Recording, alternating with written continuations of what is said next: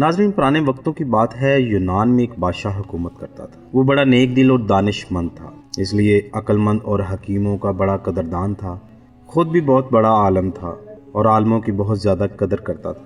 اسے اچھی اچھی باتیں لکھوانے اور انہیں اپنے کتب خانے میں جمع کرنے کا بہت شوق تھا۔ 10 برس کے عرصے میں اس نے سینکڑوں کتابیں جمع کر لی تھیں۔ وہ ان نادر کتب کا مطالعہ کر کے بہت خوش ہوا کرتا تھا۔ بادشاہ ایک دن بیٹھا مطالعے میں مصروف تھا کہ اسے خیال آیا کتب خانے میں ایسی کوئی کتاب موجود نہیں جس میں انسانی جسم کی تمام بیماریوں کی علامت اور ان کا علاج تحریر ہو۔ اس نے فیصلہ کیا کہ وہ ایک ایسی کتاب ضرور لکھوائے گا۔ بادشاہ نے اسی وقت شاہی حکیم کو بلایا اور کہا، حکیم صاحب، چاہتا ہوں کہ آپ حکمت پر ایسی کتاب لکھیں جس میں تمام انسانی بیماریوں کی علامات اور ان کا علاج تحریر ہو۔ شاہی حکیم نے کہا، سرکار، آپ کی بات اچھی طرح سمجھ گیا۔ میں بہت جلد ایسی کتاب تیار کروں گا جسے آپ پسند فرمائیں گے اور وہ نہایت مفید کتاب ہوگی۔ یہ کہہ کر جناب حکیم نے بادشاہ سے اجازت لی اور رخصت ہو گئے۔ بادشاہ کو دلی طور پر بڑی خوشی ہوئی کہ یہ کتاب نہ صرف اس کتب خانے کی زینت بنے گی بلکہ آنے والی نسلوں کے لیے بھی رہنما اور مفید ثابت ہوگی۔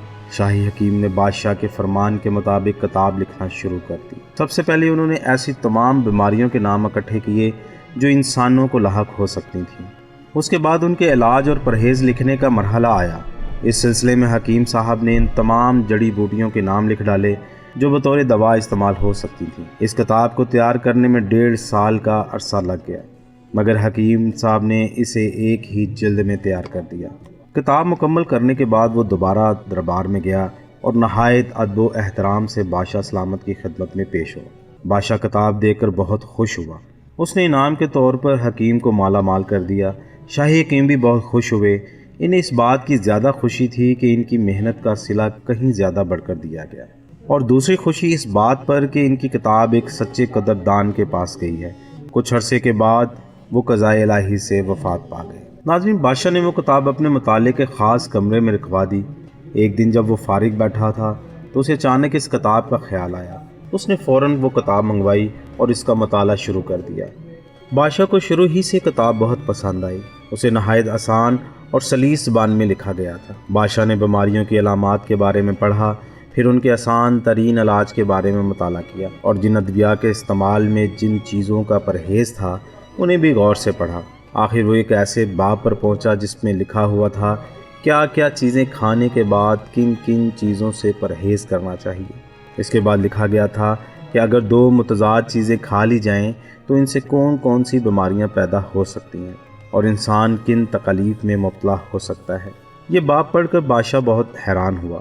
وہ سوچنے لگا، بھلا یہ کیسے ممکن ہے کہ 2 متضاد چیزیں کھا لینے سے آدمی بیمار ہو جائے۔ ایک جگہ لکھا تھا کہ اگر تربوز کھا لینے کے فوراً بعد دودھ پی لیا جائے تو شاید درد کلمنج یعنی انتڑیوں کے درد کا خطرہ پیدا ہو جاتا ہے۔ اسے یہ بات ناممکن لگی۔ اس نے سوچا کہ حکیم صاحب تو اب اس دنیا میں رہے نہیں، ان کے بیٹے کو بلا کر دریافت کیا جائے کہ حکیم صاحب کے دعوے میں کس حد تک صداقت ہے۔ دوسرے روز بادشاہ سلامت نے شاہی حکیم کے بیٹے کو بلایا اور اس مسئلے کے بارے میں دریافت کیا، کیونکہ وہ خود بھی ممتاز حکیم تھا۔ بیٹے نے کہا، بادشاہ سلامت کا اقبال بلند ہو، آپ کو معلوم ہے کہ میرے والد ایک لائق اور تجربہ کار حکیم تھے۔ انہوں نے جو کچھ تحریر کیا وہ ضرور تجربے کی کسوٹی پر پورا اترے گا۔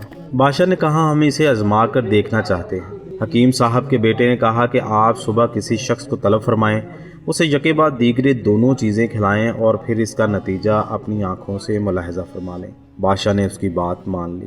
صبح ہوتے ہی سپاہی ایک صحت مند کسان کو بادشاہ کے دربار میں لے آیا۔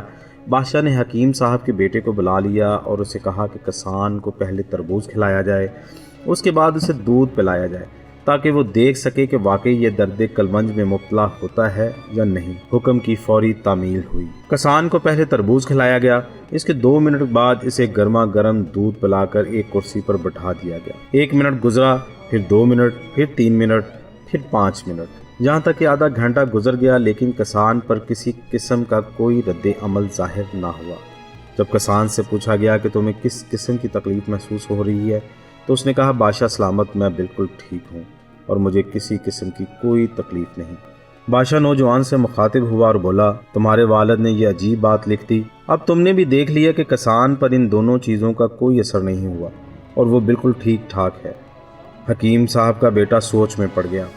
آخر تھوڑی دیر بعد بولا، بادشاہ سلامت، مجھے 3 ماہ کی مہلت دی جائے۔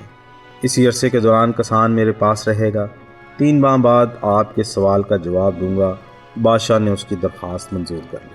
حکیم صاحب کا بیٹا کسان کو اپنے ساتھ گھر لے گیا اور اسی دن سے اسے شاہی کھانے کھلانے لگا۔ اسے نرم و ملائم کپڑے پہننے کے لیے دیے گئے اور سونے کے لیے بھی نرم اور انتہائی آرام دہ بستر دیا گیا۔ غرض کسان نہایت آرام اور سکون کی زندگی بسر کرنے لگا۔ جب کھانے کا وقت ہوتا تو اسے بڑے لذیذ کھانے پیش کیے جاتے۔ کسان نے کبھی سوچا بھی نہ تھا کہ وہ اپنی زندگی میں ایسے عمدہ کھانے کھا سکے گا اور عیش کی ایسی زندگی بسر کرے گا۔ آخرکار 3 ماہ کا عرصہ پورا ہو گیا۔ حکیم نے سوچا کہ اب کسان کے مزاج کا امتحان لینا چاہیے۔ اس نے ایک رات اس کے بستر کی چادر کے نیچے مختلف جگہوں پر گندم کے دانے بکھیر دیے اور پلنگ کے ایک پائے کے نیچے گتے کے موٹے موٹے ٹکڑے کاٹ کر رکھ دیے تاکہ دیکھا جائے اسے نیند آتی ہے یا وہ بے چین ہوتا ہے۔ سونے کا وقت آیا تو کسان اپنے پلنگ پر جا کر لیٹ گیا۔ اس نے محسوس کیا کہ اس کا بستر ناہموار ہے اور اسے کوئی چیز چبھ رہی ہے۔ وہ جس طرف بھی کروٹ لیتا اس کا یہی حال ہوتا۔ کمرے میں اندھیرا تھا، اس سے نظر بھی کچھ نہیں آیا۔ اس نے ساری رات بے چین اور بے کل ہو کر کاٹی۔ دن نکلا تو اس نے شکر ادا کیا۔ ناشتے کے وقت حکیم نے کسان سے پوچھا، کہو بھائی، رات کیسی گزری؟ کسان نے کہا، حکیم صاحب کچھ نہ پوچھیں، رات بہت بے چینی سے گزری۔ یوں لگتا تھا جیسے پلنگ اونچا نیچا ہو، کمر میں رات کو کنکر چپتے رہے، میری تو ساری رات آنکھ نہیں لگی۔ یہ سن کر حکیم نے سوچا کہ اب اس کا مزاج بدل چکا ہے، عیش کی زندگی نے اس کی طبیعت بدل دی ہے۔ وہ کسان تمام دن دھوپ میں کام کیا کرتا تھا، آج اتنا نازک مزاج ہو چکا ہے کہ اسے گتے کے صرف 2 ٹکڑوں سے پلنگ ناہموار محسوس ہونے لگا ہے اور باریک گندم کے دانے پتھروں کی طرح چبھنے لگے ہیں۔ حکیم اپنے کام سے مطمئن ہو کر کسان کو بادشاہ کے پاس لے گیا اور کہا کہ حضور اب اس کا امتحان لیں۔ بادشاہ تو اسی انتظار میں تھا۔ اس نے فوراً تربوز اور دودھ لانے کا حکم دیا۔ جب دونوں چیزیں آ گئیں تو کسان کو پہلے تربوز کھلایا، پھر دودھ پلایا گیا۔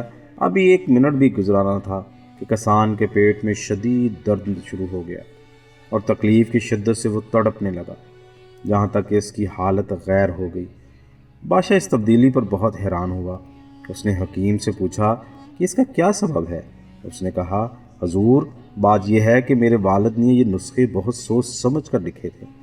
کتاب میں زیادہ تر نسخے بادشاہوں کے لیے لکھے گئے اور جو باتیں تحریر کی گئیں وہ شاہی مزاج کے مطابق تھیں۔